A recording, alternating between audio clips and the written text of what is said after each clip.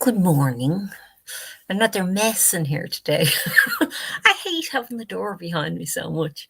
And I was going to put on a virtual background, and then I realized no, because I want to show you stuff today, and I don't want the stuff appearing and disappearing if I don't hold it at the right distance. So sorry about the door. I hate looking at things where somebody has a door behind them because I always want to know where does that door go, and that goes out to the hallway, and it's a very blank door, but at least it's a rest from looking at this mess over here, which is the work table, which is always a mess for arty stuff, is my excuse.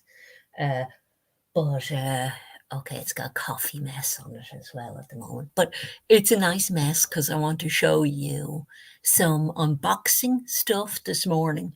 And I'm a mess too because I'm just back from a jog and I'm all sweaty, so sorry. But I thought, yeah, I arrived back and I got stuff in the post. So I thought, yeah, people like an unboxing, so I'll share it because it's an arty one. And I have ordered various art things where I was low on supplies, and I had more art projects I wanted to do. So I said, well, I'll show you the stuff that I got. Some stuff I bought offline and some stuff I ordered online. And I have more stuff coming, but I'll talk to you about some of the projects that I'm doing. And it's a show and tell. So I'll show you a little bit of art as well. Because, I just want to inspire people to make art and get ideas to do projects. And it's nice looking at other people's stuff, looking at materials that they're buying, because you get ideas about materials and tips, and then you get ideas from work that they're doing as well. So even if you're not working in the same medium, sometimes you get, little ideas crop up. So we'll start with the unboxing, and then we'll show you a little bit of work on what I'm going to use some of this stuff for and the ideas and everything. So it's actually a bag. The first thing is a bag rather than a box. So it's nice and rusty. So let's have a dip in here and see what we got. So I do art stuff, but I do craft stuff as well, okay? So I got this. This is, I'll put my bag down here because it's going to rustle too much. This is cotton, half a meter of cotton, basically. So this much cotton.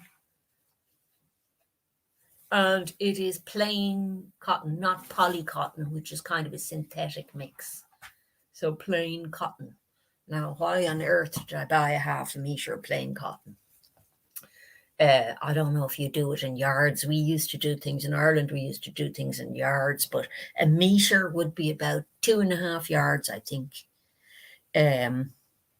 So a half meter would be, what? I don't know. I can't count, but less than a yard probably. So what am I going to use that for? Well, I like coming into the autumn. I like doing craft stuff, right? And the sort of craft stuff that I would do typically would be things like this kind of thing, crochet stuff. And that's an example. I'm trying to think. I do have examples actually of other things that I dye, right? So this is about dyeing. And so that cloth is for a little project that I want to start dyeing things. I want to start making some clothing, right? And it involves dyeing.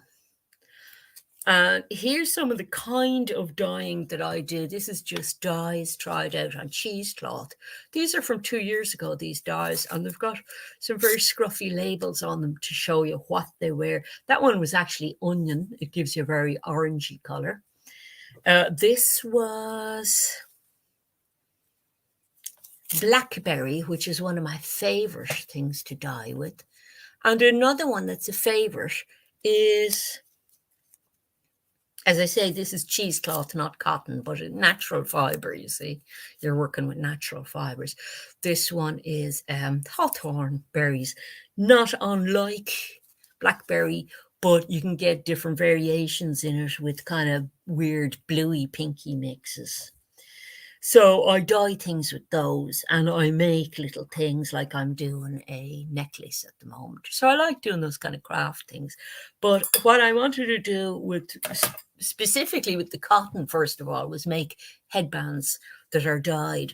But there's a Japanese form of dyeing that I discovered, because I love indigo, the color indigo. And there's an indigo dye you can get, and indigo is a very traditional sort of a Japanese dye. And there's a style of Japanese dyeing that uses indigo and sewing to make the patterns, and string tying up things. It's a kind of a tie-dye, but they have some amazing patterns, and I got really interested in this. And I had been looking at, I want to do things with linen and silk.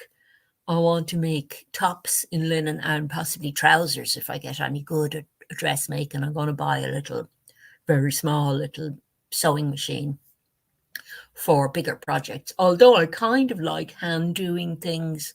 I think for stuff like trousers, I need the strength of something that's done on a machine, really. Although if you're very good at sewing, you probably can get enough strength there, but it's terribly slow, obviously, sewing something like that. But I really like linen and would like to dye linen. And I think that's why I was thinking of indigo dyes, because indigo dyes on linen are very beautiful. But this patterning thing I came across, and I thought that was terribly interesting. And that kind of feeds into my art practice as well, you know, because it's all experimenting with beautiful materials, beautiful colors. And so I'm going to start doing it on cotton first, because it's a cheaper option than linen and silk. And the linen and the silk, what I'm thinking of doing when I do get to do that is, if I can find it. Sorry, I'm looking for a particular picture which I haven't stuck in yet. So it's hanging around loose somewhere, and goodness knows where. Oh yeah, no, I did stick it in. And part of my supplies that I bought, that's in my little bag of tricks there, is this stuff, which is terrific double-sided tape. I'm whizzing through it, but that's a very good value one. It was only about £2. But I'm sticking in all my stuff into sketch pads. And it's very freeing, because you do your stuff separately. And if it doesn't work out, then you haven't sort of committed to putting it in the sketchpad page. So I stick things in afterwards with double-sided tape, and it stops you having that moment of, oh my God, am I going to wreck a sketchbook page? But see, this little guy here, he was originally in black and white. And he would be very nice. In fact, I don't know, can I change this in the middle of things? But I have him in my background, if I can show you in the background, before I coloured him. Let's see, where did I put him? He's disappeared again. There he is. We'll just stick him in the background for a second so you can see him. Is he going to go in? I think he will. Can you see him there? Yeah, I think you can see him now. I can see him. See, this is why I didn't want to put in the green screen effect, because, you know, if I'm holding up things, it appears and disappears. But that was the little guy. He was just a little black and white drawing, right? So I'm going to take him out, because I want to explain what I'm doing with him. Delete my background. There we go. He became more colorful, but that little guy would be perfect for, I want to do silk painting on silk that I dye myself. And I'm collecting at the moment avocado pits. I bought some beautiful avocados. I love avocados. Had them with a lovely bruschetta thing with all loads of garlic and extra virgin olive oil and basil and everything on it, and I had a beautiful blue cheese and some hummus and avocado with it yesterday for my dinner. It was so good. But I'm saving all the avocado pips, and I'm a divil for saying, well, what can I do with that thing? Because I don't just go and spend money on art materials. I look at things around me and I say, what art can I make out of that that would be nice? And I've never dyed with avocados before, but wanted to, because they create, when you make a dye with them, they create the most beautiful pink. It's a bit like that kind of blackberry pink, but it's a warmer skin tone pink. And I think that would be beautiful if I bought some silk next. I'll probably do that next. After I do the indigo dyeing, because I have indigo coming in the post next. So that's exciting. It's a little tie-dye kit that I bought. That's a Japanese tie-dye kit with indigo. And I presume it gives you the threads and everything in it. I didn't really need the threads, but I needed a fixative of some sort. You can use, I have made my own fixative. But I don't know how successful it was, because I forgot to boil the stuff in it. I just put the stuff in it, forgetting it had to be heated. You make a fixative called, I was going to say borage, that's a plant. There is a name for fixative when you make it with metal things. You make it with copper and metal, old coins or old bits of piping or something in it, and that creates a fixative. And then you could buy a fixative in alum and add that to your dyes, and that'll fix the thing. But some things fix themselves. Berries fix themselves. All the blackberries and hawthorns and everything, they're self-fixative, fixing. So I don't know about the onion one. If I wash that, would that come out? That'd be rather pretty on a silk as well, that orange. But the avocado would be very nice on the silk. And then that little guy, I have him as a kind of a stencil. And I can use my big Japanese brush, my Sumi-E brush. Chinese painters use these kind of brushes as well. And,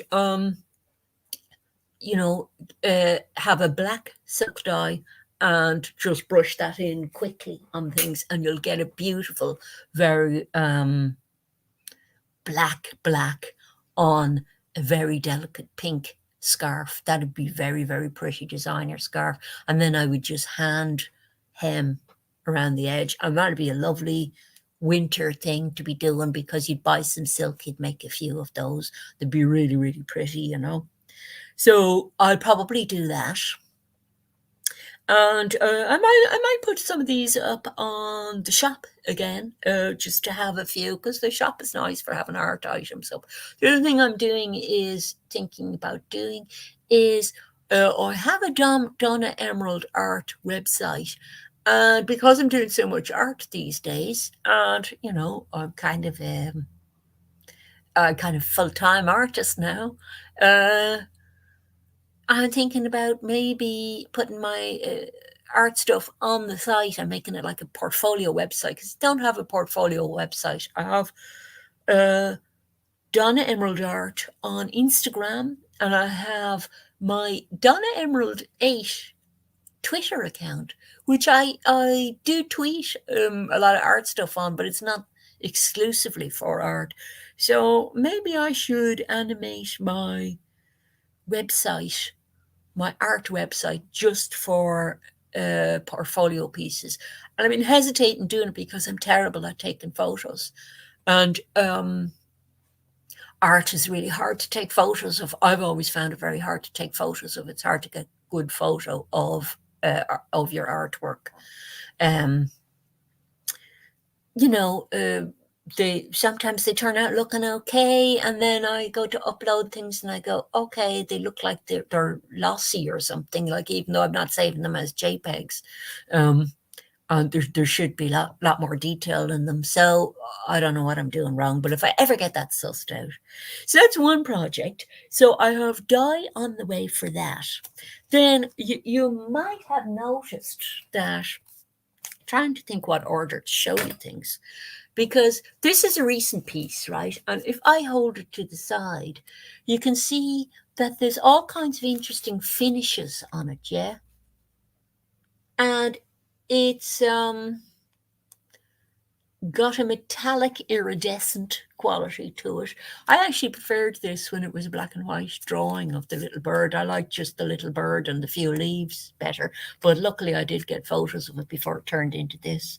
But this is my illustration sketchbook. So, I'm a lot freer with this and don't mind making mistakes. And that feeds into what I'm going to show you in my unboxing next, because sort of thinking about developing new ways of working, right? And this iridescent thing is very exciting to me because you can do girly stuff with it that I love. That has lovely depth and kind of strength to it as well. I've got glitter on it and a few little things stuck onto it, and some glitter on art can make the thing look too unicorny and too pretty, But I think if you keep a bit of body in the thing, it can look okay. Not always. Sometimes it goes too pretty. But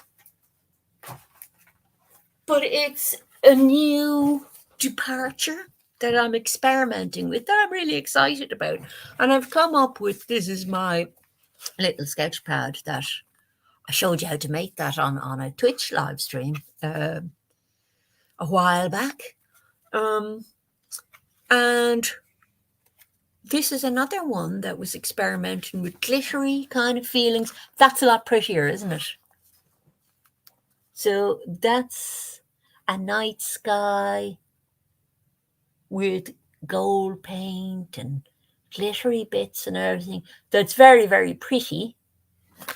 And, I was kind of about that because it's going a bit too in the direction of a bit too pretty for my liking.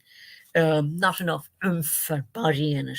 But I like it still, I do like it. But I've continued to experiment with those things. And this next thing I'm going to show you leads on to what I want to do next and what's in the bag. And this one here is a painting which looks different at night, again, like the starry one I showed you. And in fact, this one, which would look different under nighttime lighting than daytime lighting. But this one is specifically meant to be viewed differently in the nighttime. And you can see its iridescence a lot better on video than you can when I took photos of it. This is part of the reason it's really challenging for me to take photos, not just to get it clear, what's in the thing clear, but to also get the effects. If I'm working with iridescent stuff, you'd have to take close-ups of things, but perhaps I'd manage that better on a website where I'd be able to do show the painting and then show close-ups. And I think I might like to blog about how paintings are made and things as well. I think that would be interesting. So you'd be able to talk a little bit about ideas about art and about creating a work of art and everything, and ideas about aesthetics and philosophy of art and everything as well. So it'd be kind of a bloggy cross between a blog and a portfolio, but I have to get on there and pick the right it's a WordPress, so pick the right sort of theme that I like and everything that's going to work really well with what I want to do, And of course, part of my work as an artist is being a writer as well. So, that feeds into the art as well. And the art feeds the writing and the writing feeds the art, and, bit of craft thrown in. Like, it's a kind of a lifestyle, you know what I mean? The whole art thing. So, like, I want to be free with it and go the directions that I feel like going with it. But this is a really interesting direction, I think. So this one at night, sorry, I keep moving around too much. It's supposed to be a little, if you look on this side, a little, you can just make out a little shoal of fish. And they are shimmering their way towards some seaweed over here. But at night time, this looks totally different, and all the colors behave differently and everything because they're iridescent and because they've got glittery things on them going on, you know. There's even some glittery, different shaped glittery things going on down here. But I got really into that, but it's very tonal in the daytime when you look at it. And I thought, oh, this is a really interesting painting, and I was going to frame it up, and I probably will. I've been going on about this for ages, but I have a frame with a few multi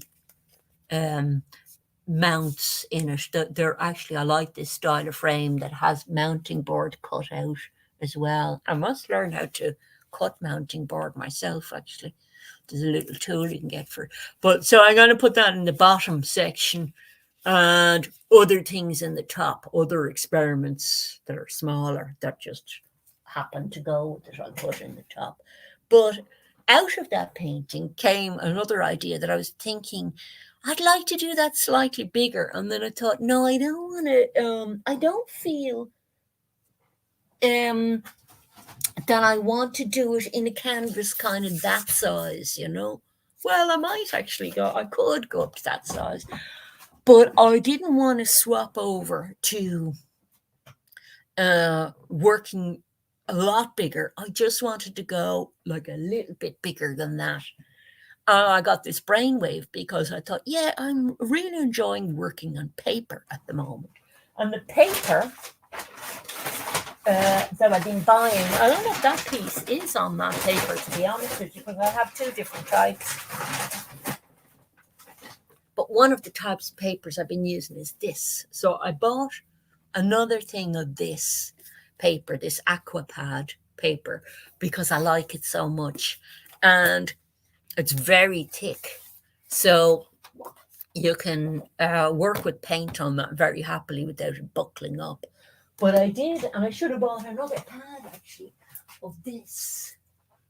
I did do stuff on this, and I think that little painting was on that kind of paper, smooth, heavyweight paper. And it says heavyweight, it's not that heavy. That can buckle a little bit. If you go too watery with it, it will buckle. But it worked out okay for that piece. And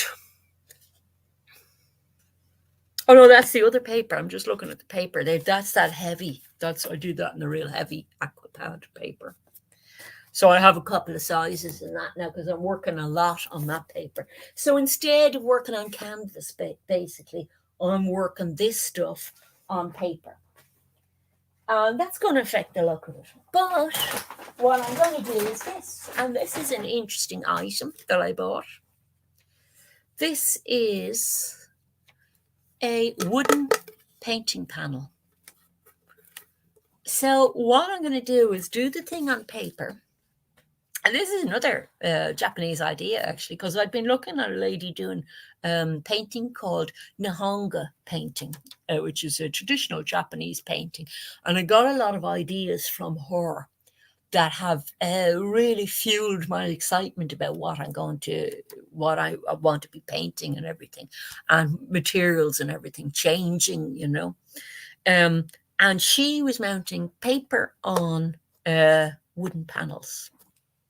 And I thought, that's a fabulous idea, because the way I want to do it, she wasn't doing it like this. The way I want to do is paint the thing first, then mount it, which is very doable. She was mounting the paper first in the traditional way, the traditional Japanese way, and then painting on it. But I like the idea of being able to mount the thing afterwards, because you're not saying to yourself, oh my God, I hope I don't ruin this beautiful panel, you know, and you're getting uptight then. You can just do pieces, be working away and say, no, that one didn't work out, I don't like it, and throw it away and do another one. And then when you get the one that's worked out right, then you can put it onto your panel. And this is lovely because I showed you how to frame something before. If I just get it for you.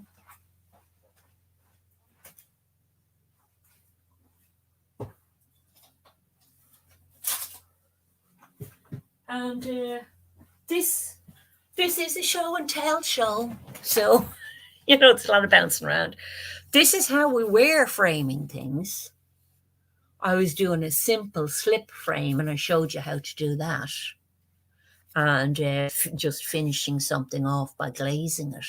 And, it makes a very nice frame. And we had it hung up that way. But with this style, when you look at it, it's ready framed because it's got a little box frame on it and it's beautifully made. And it wasn't an expensive brand. Icon is the brand. It wasn't expensive for what it is. So I was delighted with that. So, this is what you're looking at when you make an art as well. You're thinking about, well, how will I frame it?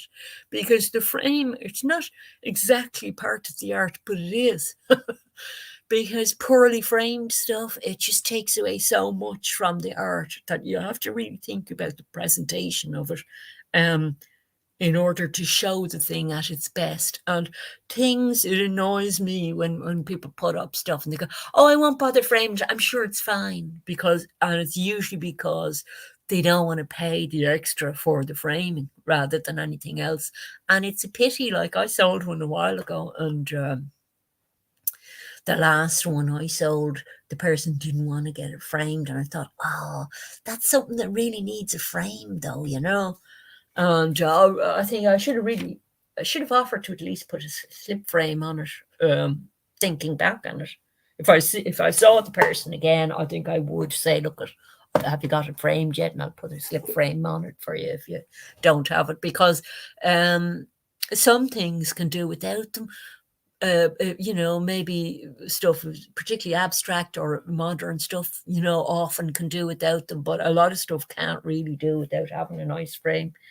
So that's a really nice idea for doing that. And the reason I wanted to do that little picture bigger was it just has a lot more fun in it for me, I think I would get a lot more fun out of that yet.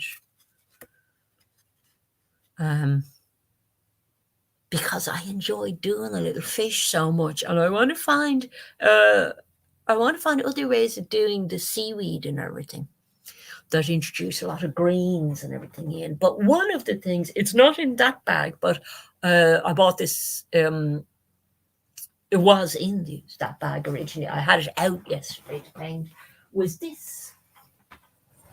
So this is a Daler Rowney thing. I buy a lot of Daler Rowney, and it's interference color. It's called, and it's in a shimmering green, right? And just to show you the color,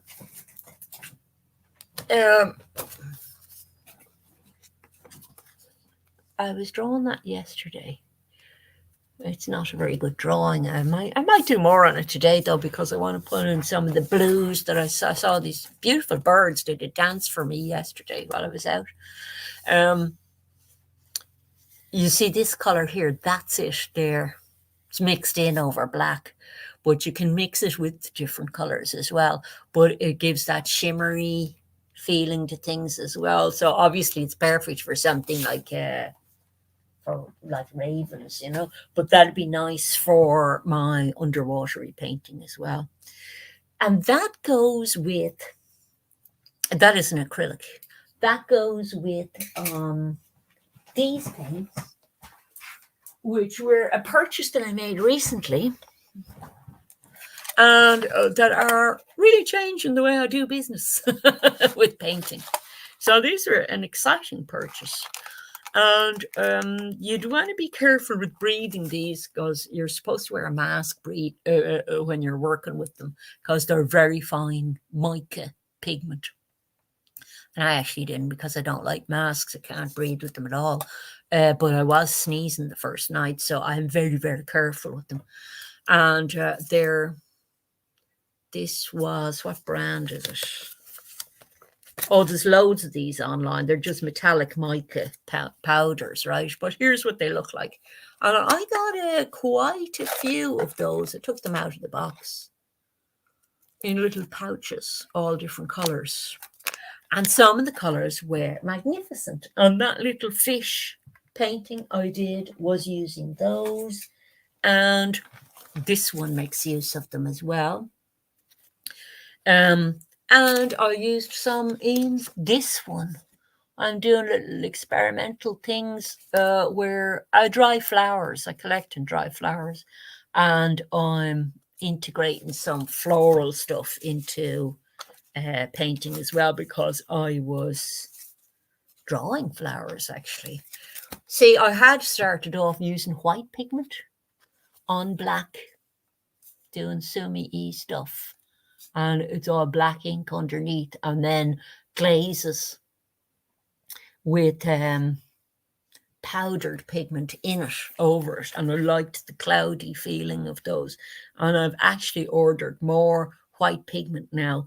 That's not, because a lot of these mica ones, they have iridescence in them, and you don't necessarily always want iridescence, and it can be hard to get a white pigment, but I managed to get one this time. It's actually a Potter's white. But you see, there's the stuff with flowers, and you can see, like, back, this was about less than a month ago, I'd say, I was getting interested in this idea of the glittery kind of thing going on, and sticking on floral stuff. So, I was working with cutouts, stick-on stuff and everything. And now it's kind of going more into, oh yes, iridescent-y stuff, So very exciting, and really enjoying it. And I have a lot more stuff to stick in today, which I don't know where I put it. One more piece is on the loose, at least.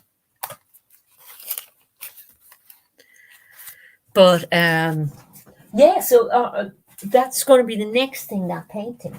So let's show you what else I've got.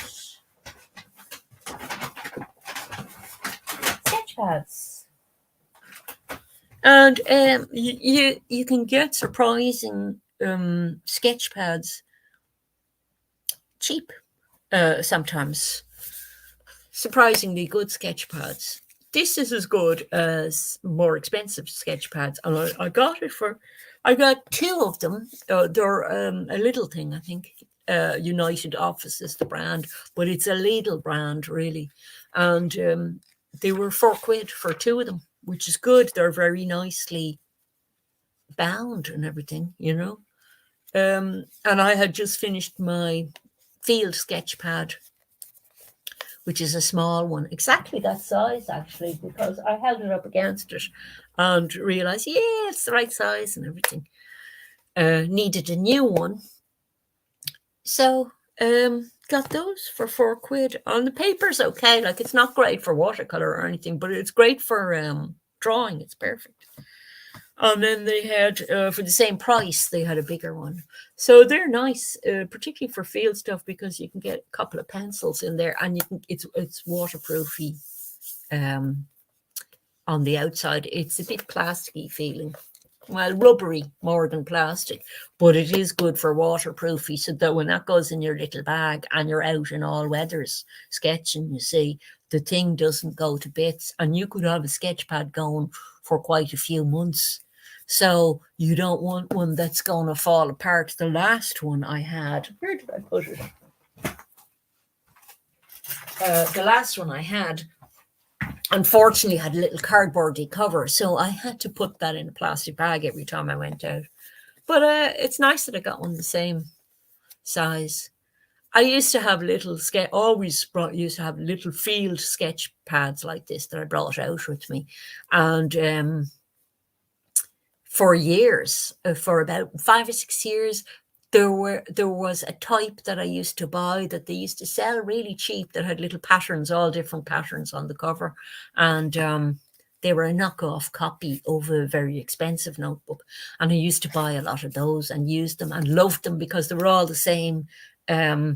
They were all the same size, and I used to have them all lined up in a little collection. And it's kind of it's very enjoyable for an artist when you're doing any little sketchbook, because it's like a little diary thing. Your sketchbook, you're one that walks around with you, that you draw little things when you're out and about, because they might take, say, a year to do a sketchbook, and it's like a diary of that year so it's lovely looking back on them.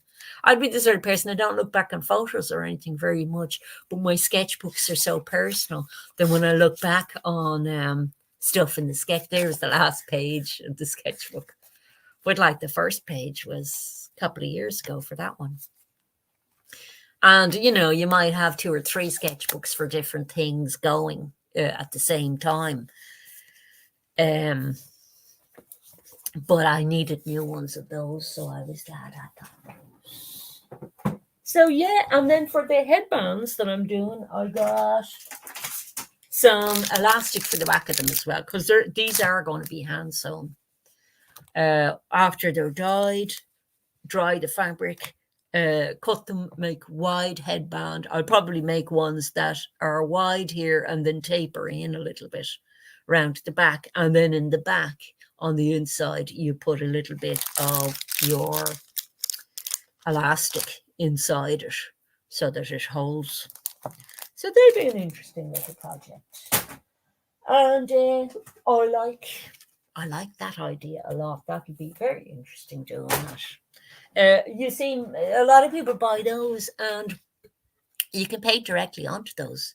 You would have to prime it first. There's no primer on that, but you can work in acrylics or oils on those. I just said, oh no, I'd like it as a support for a finished painting that's on paper, because if this is £6.60, it's cheaper than buying a frame, cheaper or the same price as buying a frame, and it's a way of presenting it. The only thing is that the paper is exposed to the air. You don't have a cover on it, but I don't mind, because those kind of paintings, when I'm doing them, I have a medium over them, my own homemade kind of varnish that I have, that I'm using as a medium with the paint and as a finishing gloss medium on the top as well. So they're sealed, you see. They're going to be sealed from the air, and they're not going to get destroyed by damp or anything. They're glued down to something in the back that protects the back, and then all your varnish and everything on them protects the front. So it's okay that it's paper. Normally, if you just stuck paper onto something like a watercolor or something like that, stick it on, the paper is going to be very vulnerable to dampness, insects, foxing, mildew, all sorts of stuff. So you kind of want to know what you're doing with that. So yeah, these little guys are so exciting to work with, I have to say. And I did get some nice colors with them, but I am mixing them with ordinary paint as well, because they don't, you don't want to go too far in the glitter department of, oh, let's push it and see how pretty we can make it. It's not about that. It's about getting a particular atmosphere and describing the thing really well. So, for example, in the picture of fish, it's really good for describing the fish. It's really good for describing the water. And then other subjects, I wouldn't use it on. Like other subjects, I'm using my lovely new pen that I absolutely adore on. I'm just finding it here to show you again. This is another newish item. Oh yeah, I have a few items actually still to show you. Where did I? Oh yeah, I left my pen in the bathroom. You get to see what's out the door here. Bathroom.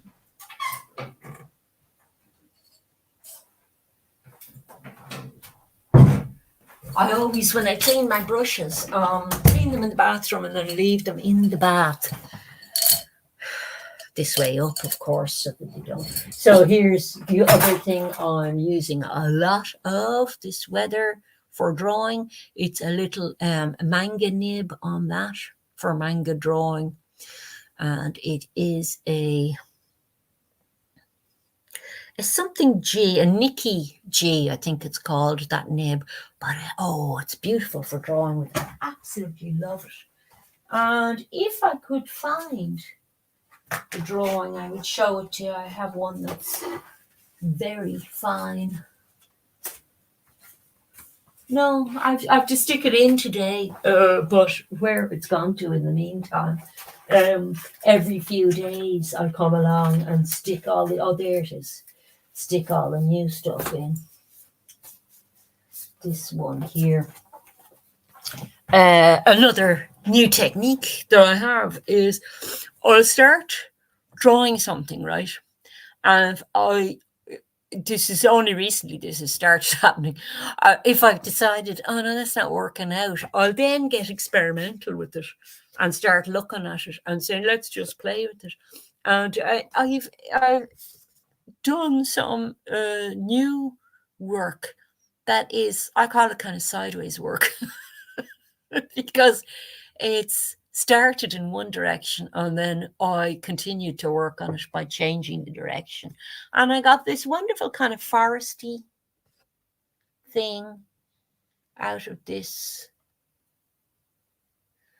that started as I think it was that way up, a bird's wing.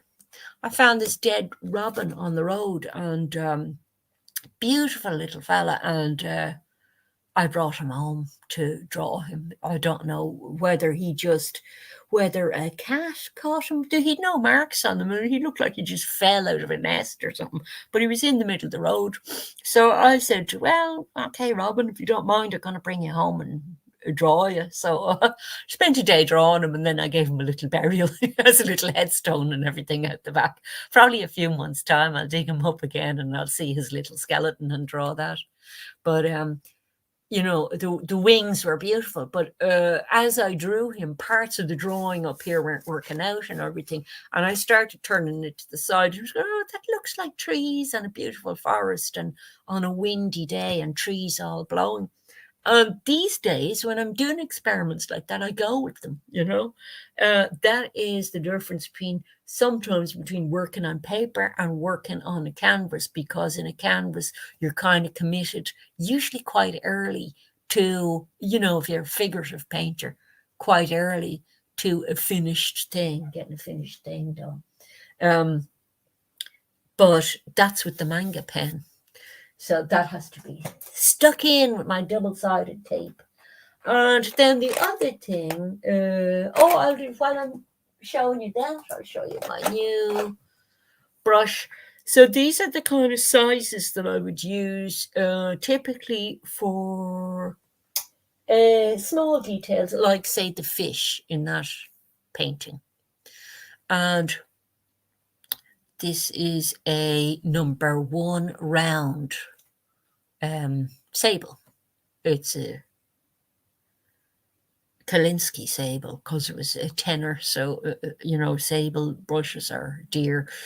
But it is a nice one because it's a Winsor & Newton professional sable that has the balance in it is beautiful. I wasn't very impressed when I looked at it. I went, this shape of the brush. Sorry, I'll hold it against this and you'll see it there.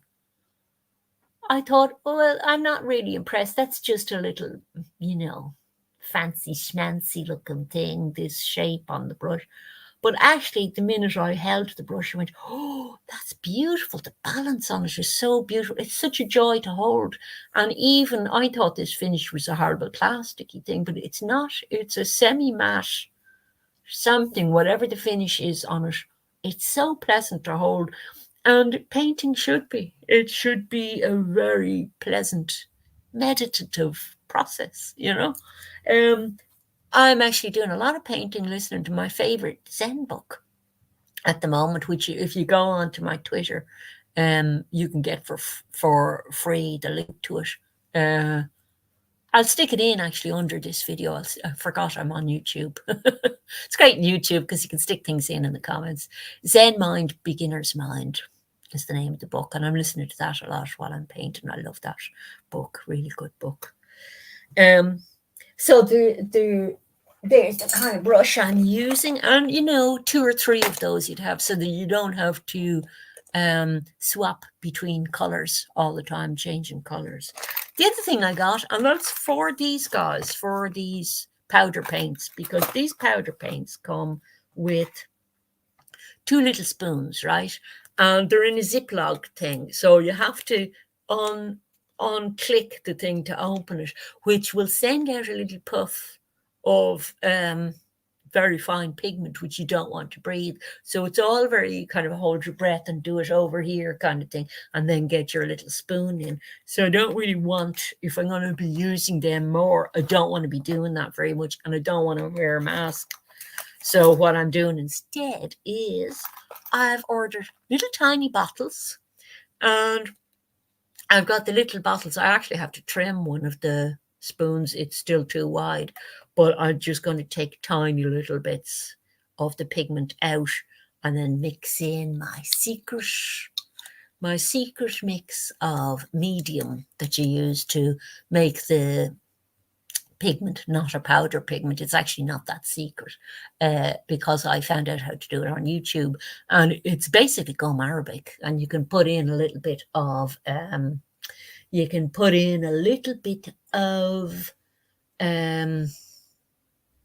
honey, or what else do they use? Glycerin, this stuff. Glycerin in, a tiny little tap of that in as well if you wanted to move a bit differently on the canvas.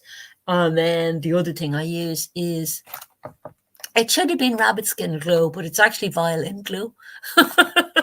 I'm using violin glue as a varnishing medium at the moment, and I have more varnish ordered. I have ordered it gives you a slightly different effect, but an acrylic varnish, an acrylic gloss varnishing medium, which you can use in with the paint as well as a glazing medium. But aren't these cool? Little boxes, and you see, you can keep, there aren't enough for the amount of colours. I could get more little bottles, I suppose, but I'll get the colours that I use most often into these at least first, and then I have a better way to dispense them. And I have all sorts of like other little bottles of little weird things I use, like glittery bits and very fine glitter. So I have all sorts of little iridescent things that I use. So it's all like a lot of fun at the moment. And then there's a lot of inkiness going on as well. So these are all the things I'm ordering, basically, to bulk up my supplies and the sort of direction I'm going in. I'm still on this stuff, but I bought more of that. That is India ink, and I absolutely adore India ink, and that is Speedballs India ink, which is a brand I like. So, there are cheaper brands, but I don't know if I trust them as much because I've never tried them before. So rather than be disappointed, I said, I'll get the one I know I like. And am I missing anything else showing you? I feel like there was one other thing I was going to show you. Oh, yeah, the inks. They're the kind of inks that I'm building up my stocks of at the moment. Aquafine inks. And the reason that I like inks and pigments, I had started this kind of little journey that I'm on at the moment with watercolors, and then got more excited by inks and these pigments. And it's because inks and pigments the colors are more intense. generally speaking. It's a generalization. But you can use them with watercolor as well. So you can have very subtle things going on along with very strong things going on. And I like that. So that's basically it in the old show and tell department. I think that's everything. Yes, but it's quite a lot to be getting along with, isn't it? So I will show you more of these things as they progress further. But you did get to see a little bit of the art going on. So that should be interesting. So I'm really looking forward to doing that painting. And the reason I don't tend to do a lot of painting on live stream at the moment, I have been a bit, but I've been confining myself to more sommelier kind of stuff. That's more gestural, because this stuff is very it's very attention-y. You know, like I'd be in front of it and I'd be like this for like a few hours and getting really into it. So I don't know if I'd be able to live stream while I'm doing that, and then to, you know, be thinking, oh, what's the camera doing? Am I showing the thing properly and everything? And I don't think somebody would be interested in watching that process for a couple of hours, because it can be quite slow and everything as well. You know, that's why, I think a lot of people like doing things where they go, you know, let's do a flower, how to do a flower like this, you know, and the 10 minutes they've got a beautiful flower and, you know, it looks great and everything, you know. It doesn't always go that way. Sometimes you have the really kind of, you know, working through things in a really focused way. And I am really enjoying that at the moment. I'm really enjoying the, I'm starting to get a better level of focus, if you know what I mean, in painting. And I'm in the zone more often while I'm doing it. Doesn't mean like this thing always works out great, but I really like some of the direction some of it is going at the moment. And it's new. It's all new for me. So it's going to be very different coming into the winter. I think it's going to really affect my work this year, because in the winter I'm thinking, yeah, I want to get the painting easel up again for a couple of oil paintings and see how that goes. And in the evenings, I like painting in the evenings as well in winter. So I think my next big purchase would be getting a daylight lamp for painting. So that I can angle it and everything, get one that is one of these bendy ones that's a decent quality one. I've been looking at them online and they're about €100 for, you know, an okay quality one. Because you need a certain strength and everything, and you need one that you can get the bulbs for easy enough for replacements and everything. But you really need that for winter. And here it gets dark. It can be dark all day in the winter. So like you'd really need it for any time of day painting. So that would be the next big purchase I would make for art. And then have it would probably be on, you know, on my bookshelves over here. I have another set the same on the other side, and my easel is just over here beside it. So I'll probably get one that'll clip on properly onto my bookshelf and be able to point exactly at the easel. And then I have a clip-on arrangement for my palette for this year, that I can paint with the palette directly under the painting and be just looking at what I'm doing like this without having to move too much to mix paints and everything. So I think my working process is going to be a lot better this year, you know, just more streamlined and everything. I haven't gotten any less untidy or anything, but like that work table is always going to be messy, and it just necessitates when you do a new day's work, you go, okay, well, what do I need to clear out of the way to the far side of the table for today? So like you have to, it's an ongoing movable feast of what you're using on particular days, you know.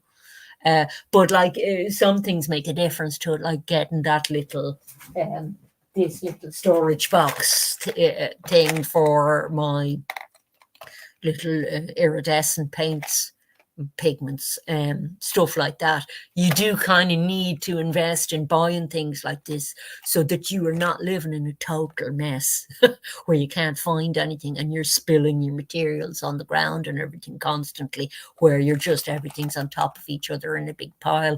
I'm constantly fighting against that because I use so many different materials all the time. And I have discovered the usefulness of spending money on storage boxes and things. I think you can probably see up there, if you look at the very top of that bookshelf, you'll probably be able to see some storage boxes up the top. And I have plastic storage boxes for all my craft stuff that stack on top of each other, and they're under the table and they're over the bookshelves and things like that, and even under the daybed over there, where all the craft stuff at least can get put away. And then when I look for a particular thing, like I'm looking for that fabric or something, I can know which box to find it in, and it's not going to be all moldy or smelly from hanging around the house. And it's you know, finished craft pieces and things can be kept in those as well. So there is some order. You have to have some order, you know. So it's not just about buying the brushes and paints. It's about, well, where the heck am I going to store this thing? How am I going to, you know, organize it, how that I can get to it really quickly, but it's all lined up neatly for me when I want it, you know. So lots of work gonna go on, and as I say, it's not just buying stuff for the sake of stuff. It's buying stuff that works for you. Buying something to experiment by all means, but then like if the experiment works, you go, great, yes, I want to do that. Go with it, baby. Go with something when it's working. So that painting is going to be exciting. Then winter, you see, you've got to have something to look forward to for winter. So for me, it's going to be some of the craft stuff, some of the painting that's going to kind of feed on the painting and the work that I did during the summer to carry me through the winter when it's all cold and dark outside and I can't go out during the day for a lot of the day as much, you know, to get stuff to draw. And so you can stay inspired, you say, inspired to keep working. So lots of projects. So I hope everybody else has lots of cool projects going, and I hope you have enough materials to work with. And remember that even if you don't have a lot of materials and you don't have lots of money, you know, you can make charcoal from a stick and, you know, buy really, really cheap, even work on newspaper, although newspaper is not cheap anymore to buy. Newspaper is not a cheap thing anymore, but you can, you know, you can source really cheap newsprinty paper. It's always a way to get cheap materials. You just have to rethink a lot, and then be clever with materials, like saying, well, hey, you know, do I want to dye things with stuff I have around the house or something? What crafts or arts things can I do with stuff I already have? Because even say something like making clothes, you might have other clothes already that you want to make something else from or something, you know. So it's not always about having loads of money. It's great when you get money to invest back in your art materials and get the stuff that you need and have the things that you need in stock. So you're, say with my black ink there, my India ink, I had a tiny bit left where I was saying to myself, yeah, I'd be afraid to use the last bit if I don't get another bottle now. So I always try and have some in stock of what I'm using, you know. So I hope you have something to use to do your little art projects with, or that you can think of something that doesn't require a whole lot of stuff. And happy arting. And I hope you enjoyed the unboxing today and the show and tell. Have a good day, everybody. Bye.